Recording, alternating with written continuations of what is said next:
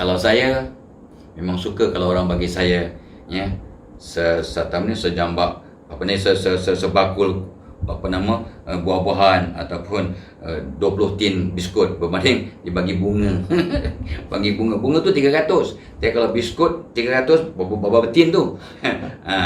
Tapi kalau saya orang yang material lah ya, dari segi material saya kata ini boleh makan, tapi bunga. Tapi orang yang ada nilai abstrak, cantiknya, bestnya, bahagianya dapat bunga.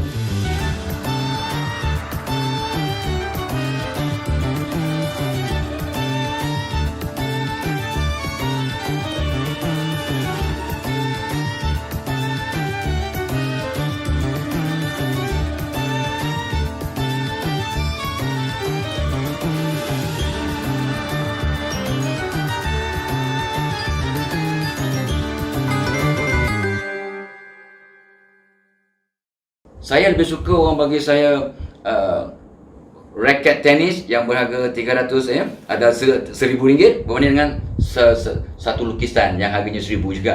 Lukisan buat apa? Ni nilai kebahagiaan manusia. Kita yang suka main tenis dapat raket harga RM1,000, masya-Allah ya. Kita seronok sangat. Sama dengan orang pemain badminton ya, dapat raket dengan shuttlecock, happy berbanding dapat gambar ya, gambar Mona Lisa ke gambar pemandangan ke lagi-lagi gambar abstrak yang nampak macam budak je, curah-curah kat dinding jadi gambar abstrak harga RM3,000. Saya berkata ya Allah. Itulah sebab kita tak dapat menilai ya benda-benda abstrak. Untuk mereka yang dapat ya Allah cantiknya, ni budak kecil patut harga RM3,500. Ya Allah cantiknya. Saya tengok apa benda dia cuma simbah je cat kat dinding. Itulah maksudnya ramai orang bahagia bergantung pada materialistik yang dia dapat lihat, yang dapat kita guna pakai, tapi ramai orang tak dapat bahagia pula dengan benda-benda abstrak. So kita sekarang kena ambil jalan tengah.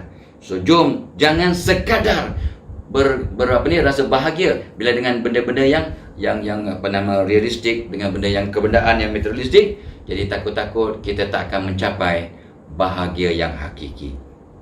Berkawan, bahagia. Sendirian, alhamdulillah aku bahagia. Ya. Dapat berjamaah di masjid, syukur bahagianya. Dapat berjamaah di rumah, alhamdulillah. Ya. So, artinya kita tak ada komplain. Tak ada komplain dan kita mencari baik dalam setiap perkara yang berlaku. Jadi kita mudah-mudahan dan akhir sekali ini berkaitan juga nombor 20 ni, salah seorang sarjana mengajar saya, kenapa kita tak bahagia sebab ramai orang matanya macam mata lalat. Dia mencari yang tak elok, mencari yang negatif saja. Benarlah kata Nabi, memang kita susah nak bahagia dan orang sekitar kita pun susah nak bahagia. Tapi Nabi suruh kita jadilah ibarat mata lebah. Ya, lebah matanya sentiasa mencari bunga, madu ya, yang cantik, yang sedap, yang bagus. Dan lebah ni pun kalau hinggap kat ranting tak akan patah. Hebatnya Nabi mengambil ibrah daripada lebah. Dan dia mengeluarkan daripadanya benda yang suci, yakni madu. Lalat pula, mata lalat ni, saya belajar tentang mata lalat. Dia ni mata compound eyes. Jadi sebenarnya susah nak tangkap lalat. Ya, mata lalat ni, mata manusia laki-laki dia skopnya 60 darjah. Mata orang perempuan 120 darjah. Mata lalat mungkin 180. Jadi mata perempuan dengan lalat ni hampir-hampir sama.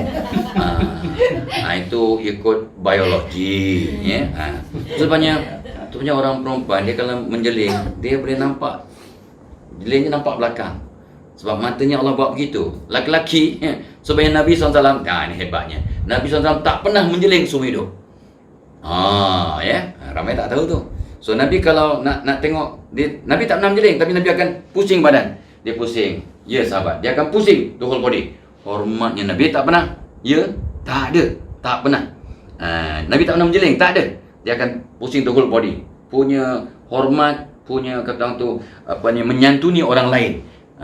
Tapi orang perempuan dia pandai menjeling. Orang perempuan kalau menjeling memang susah nak kita tangkap dia menjeling. Orang lelaki kalau menjeling terus tertangkap. Kantoi punya. Sebenarnya ramai orang lelaki terpaksa pakai spek hitam untuk dapat menjeling. Ya, kalau pusing nampak sangat. Tapi kalau pakai spek hitam tu, kalau lelaki menjeling nampak sangat dia menjeling. Sebab Allah cipta begitu. So isunya apa? Isunya ialah Jom kita doa dalam Ramadan 1441 Hijri 2020 ini. Kita doa, ya Allah, jadikan aku seperti mata lalat. Aku nampak yang baik-baik. Aku nampak, jadi nampak baik, nampak yang positif. Nampak yang positif. Sorry. Jadi mata, berdoa supaya dapat mata lebah. Mata lalat pula. Mata lalat ni walaupun hebat nampaknya, semua dia punya compound eyes tu, tetapi dia nampak yang kotor, yang busuk, yang najis, yang bangkai. Tu mata lalat. Tu artinya yang tengok yang negatif aja. Ingat, jadi kalau kita ibaratkan diri kita, aku tak nak jadi mata lalat lah. Saya tengok bangkai, tengok tak elok, tengok tai. Tengok tai, aku ni mata lalat juga. Aku nak jadi macam mata lebah. Cari yang baik-baik. Sebab mata kita ni terpulang pada kita. Kita fokus yang baik-baik, kita akan nampak yang baik je. Kalau kita fokus yang buruk, nampak yang buruk. Memang diri kita sama, diri orang sama. Nak cari baik kawan kita, baik orang, kita boleh sebut beratus-ratus kebaikan kawan kita. Tapi nak cari buruk dia pun boleh juga. Boleh juga. So terpulang pada kita. Kalau kita fokus pada yang positif, Allah jatuhkan yang baik-baik. Sebenarnya saya pernah sebut dulu, kalau kita ada sakit, kita fokus pada ubat, pada solusi, pada penyelesaian, maka kita akan dapat ubat dan penyelesaian. Tapi kalau kita sakit, kita fokus pada sakit, maka sakit kita bertambah parah, bertambah parah, bertambah parah.